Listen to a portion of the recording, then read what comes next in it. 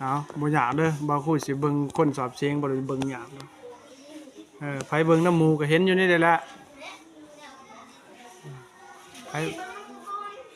ไผเบิ่งน้ำหมู่บ่หาจำเป็นต้องไปย่างเบิ่งเพราะมันยากสู้มึงเนาะมึงบ่ได้แม่นสู้มึงดอก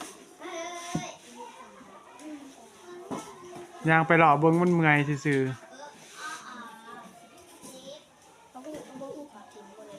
แม่นบ่เอา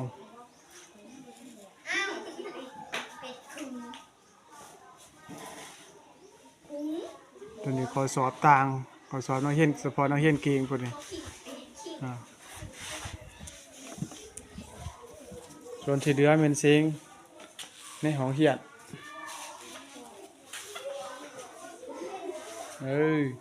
ประจำเดือน เสียงประจำเดือนที่12วิชาคณิตศาสตร์ตามนี้ตอนนี้เรียนหมอเข้าไว้หยาๆเรียนหมอเข้าไว้จิ๊บกระต่างถ้าบ่ได้เรียนประตูเข้าไว้หยาหัว โอ้ยสิว่าตอนนักเรียนม.ผู้บ่ได้ก็ตายคือกันหั่นแหละหันเด็กยังบ่เป็นก็มีไปเนี่ยนะวะโอ้ยทีหลายตัวนักเรียนสูงบ่เชื่อเอามาโดด